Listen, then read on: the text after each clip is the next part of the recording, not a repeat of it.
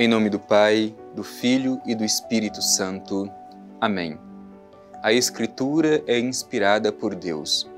Por isso ela é para nós palavra da salvação. A Bíblia, para nós que cremos, não é simplesmente um livro antigo e interessante.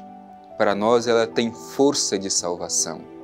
E é por isso que nós precisamos todos os dias sermos tocados por esta palavra, porque é ela quem nos orienta, é ela quem nos ilumina, é ela quem nos conduz.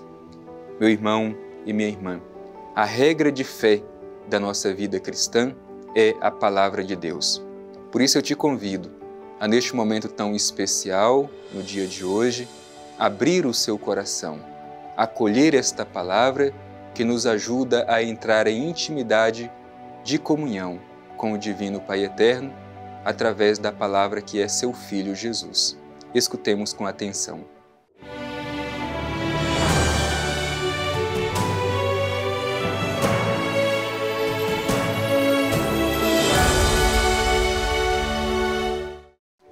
Do Evangelho de Jesus Cristo segundo Marcos. Glória a vós, Senhor. Os discípulos de João e os fariseus jejuavam. E vieram dizer-lhe: por que os discípulos de João e os discípulos dos fariseus jejuam, e os teus discípulos não jejuam? Jesus respondeu: podem os amigos do noivo jejuar enquanto o noivo está com eles? Enquanto o noivo estiver com eles, não podem jejuar. Dias virão, porém, em que o noivo lhes será tirado, e então jejuarão naquele dia. Ninguém faz remendo de pano novo em roupa velha, porque a peça nova repuxa o vestido velho e o rasgo aumenta. Ninguém põe vinho novo em odres velhos. Caso contrário, o vinho estourará os odres, e tanto o vinho quanto os odres ficam inutilizados. Mas vinho novo em odres novos. Palavra da salvação. Glória a vós, Senhor. Meu irmão e minha irmã, a palavra de Deus hoje coloca no centro uma discussão entre os discípulos de João Batista e os fariseus e os discípulos de Jesus sobre o jejum. O jejum sempre foi um gesto de piedade muito importante na vida de Israel e também na vida cristã. E esta é a interrogação feita a Jesus. E nós precisamos, à luz deste Evangelho, procurar compreender um pouco, primeiro, o significado deste ato de piedade, mas, ao mesmo tempo, o que significa a presença de Jesus em nosso meio. O Evangelho começa dando justamente esta notícia. Os discípulos de João e os fariseus jejuavam e vieram dizer-lhe por que os discípulos de João e os discípulos dos fariseus jejuam e os teus discípulos não jejuam. Portanto, interpelam o próprio Jesus. Por que os teus discípulos não jejuam? E a resposta de Jesus é muito interessante e carregada de um significado bíblico muito profundo.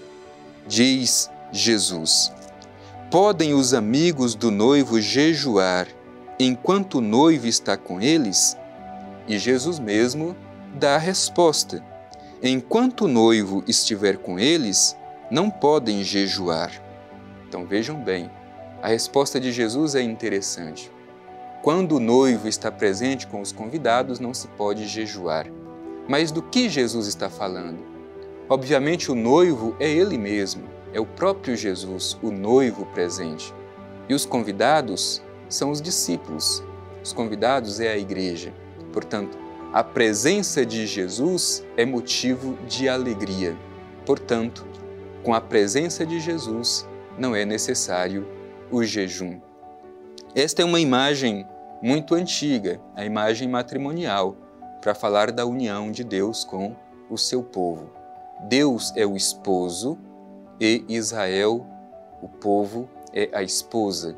Agora, com Jesus, ele se torna o novo esposo e a igreja a nova esposa. Jesus está presente entre os seus discípulos e este é um motivo de grande alegria. É o noivo presente juntamente com os seus amigos. Por isso, não é o momento do jejum. A presença de Jesus é motivo de alegria.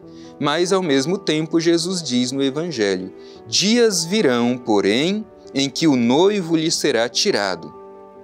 Que dias serão estes? Quando Jesus será entregue nas mãos dos poderosos, dos sumos sacerdotes, dos anciãos do povo. Quando ele é entregue nas mãos dos sacerdotes, quando Jesus é levado ao tribunal.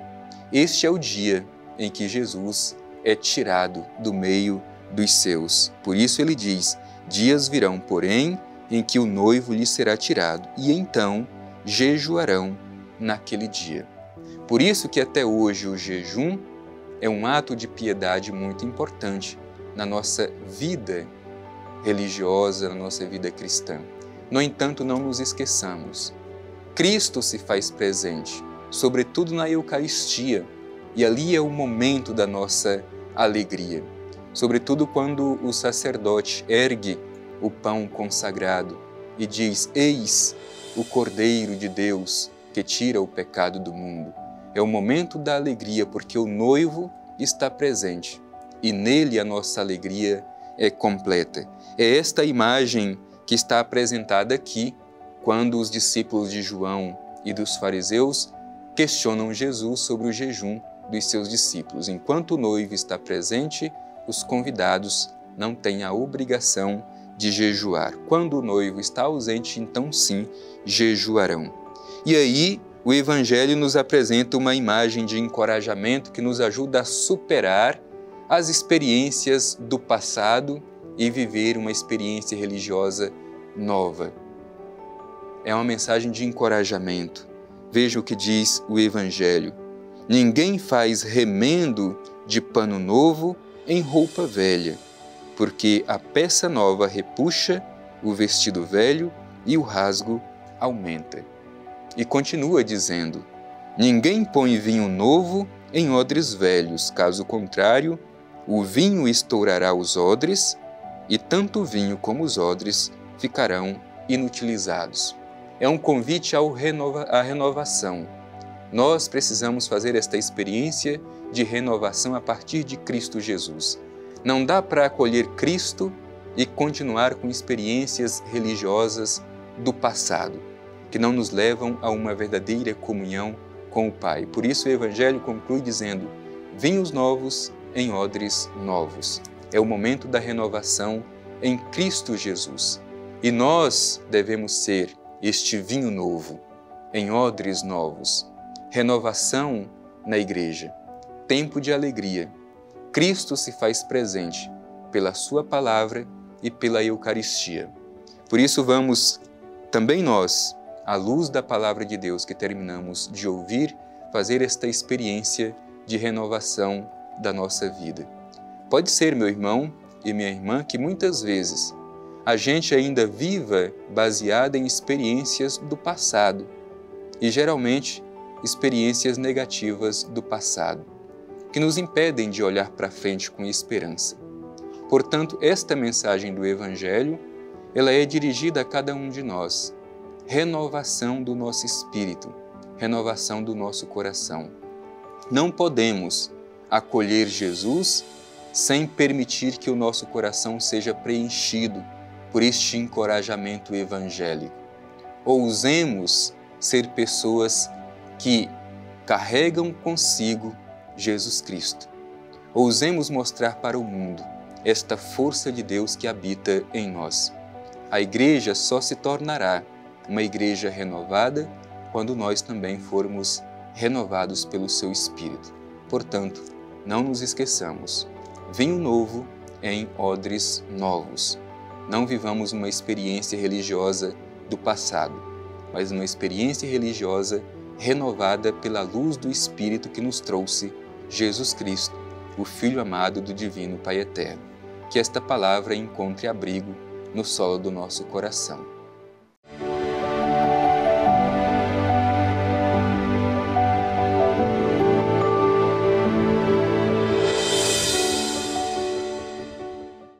Meu irmão e minha irmã, ao acolher a palavra de Deus, o nosso coração se entusiasma. Nós somos tocados pelo amor de Deus. O Evangelho de hoje nos pede renovação do nosso espírito e do nosso coração. Por isso vamos nos dirigir ao Pai Eterno, fazer a Ele a nossa prece, pedindo sobretudo um coração renovado para sermos testemunhas na Igreja desta força renovadora de Jesus presente em cada um de nós. Divino Pai Eterno, te agradecemos pela palavra que Tu dirigiste ao nosso coração no dia de hoje. Que ela nos renove, que ela faça de nós homens e mulheres encorajados a fazer uma Igreja renovada. Que o Espírito Santo derramado em nossos corações nos faça audaciosos no anúncio do Teu Evangelho, que encontremos formas criativas, renovadas, de anunciar o Evangelho de Teu Filho Jesus. Assim seja. Amém. O Senhor esteja convosco, Ele está no meio de nós. Abençoe-vos o Deus Todo-Poderoso, Pai, Filho e Espírito Santo. Amém.